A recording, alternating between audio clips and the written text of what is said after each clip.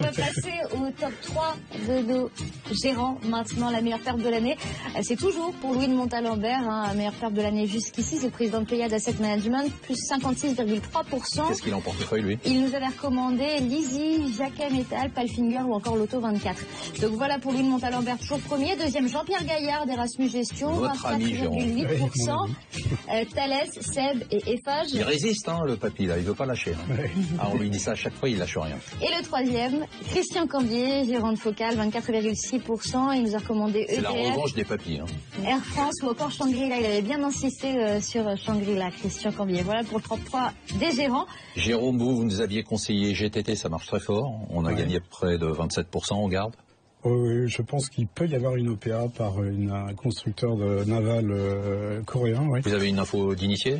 J'ai pas d'info d'initié, mais attendez, vous pouvez le prendre. Les menottes. Ça peut être une logique, oui. Et Figeac Aéro, pour l'instant, c'est moyen. C'est vrai que c'est moyen parce qu'il y a eu une très forte augmentation de capital, mais c'est pour se développer dans le futur. On garde. Donc oui, tout à fait. Qu'est-ce qu'on achète? Alors moi aujourd'hui, j'achète. Je vais vous poser une question. Ah non, mais non, pas Quel est le pays qui avait en 95 10 000 skieurs et 9 stations et qui aujourd'hui a 9 millions de skieurs et 260 stations? La Chine? C'est la Chine, et donc en fait c'est dans le secteur du ski avec MND, Montagne Neige Développement. C'est une toute petite société qui a été créée en 2004 et qui en fait est leader mondial dans les installations de montagne, que ça soit la sécurité, que ça soit les canons à neige. Et ils viennent de vendre 120 canons à neige nouveaux 120. Avec une technologie spéciale en 2015. Ils ont vendu 120 et il y en a 120 de commandés pour 2016. Des boîtes comme ça, si on achète, c'est liquide ou c'est liquide pour des particuliers? C'est une petite société. C'est une capitalisation combien ça? C'est une capitalisation de 20 millions et donc c'est tout petit. Il faut être très prudent. Maintenant, c'est une société qui devrait avoir un price earning, un rapport court-bénéfice pour 2016 de l'ordre de 8 ou 9 et pour 2017 de l'ordre de 6 ou 7. Donc vous êtes confiant. Sur les valeurs moyennes en général, vous êtes confiant en ce moment ou pas? Ou vous dites faut faire attention? Quand vous regardez le consensus FactSet, pour ne pas le citer, sur le CAC Small, on serait à 64% de croissance des bénéfices pour 2016, et 29,5% pour 2017. Donc faut pas se faire de soucis pour l'instant.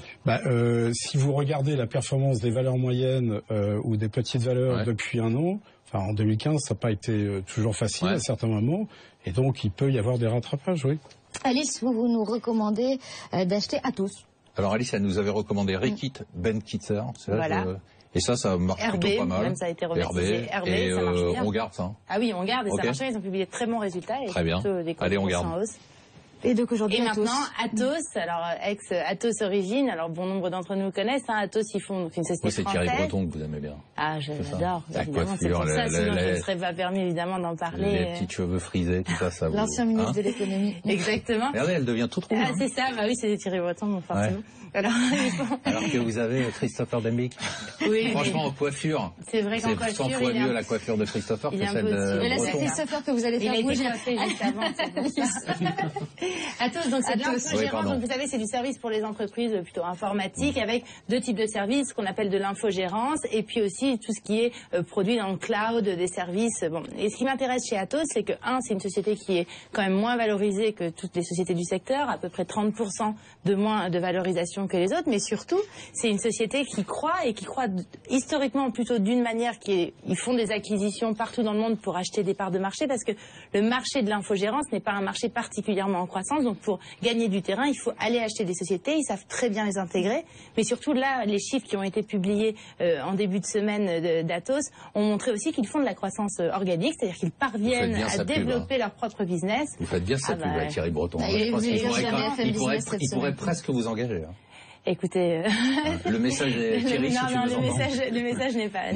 Thierry, si tu nous entends. N'est pas ouvert. Bon, merci à vous en avez Alors, moi, j'en ai pas. Nous, on est sur du studio, vous m'avez dit c'est de la daube. Ça, c'est une valeur que j'ai été visiter en 1983 et qui s'appelait la Cégine à cette époque-là et qui s'est développée. Et ils étaient sur le terrain en 1902, sur ce terrain-là.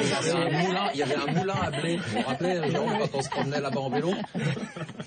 Merci à tous, merci d'être venus. Nous, on se retrouve dans quelques instants avec le patron des enfants de 6 à 11 ans, Marc de Pontavis, le patron de Xilam.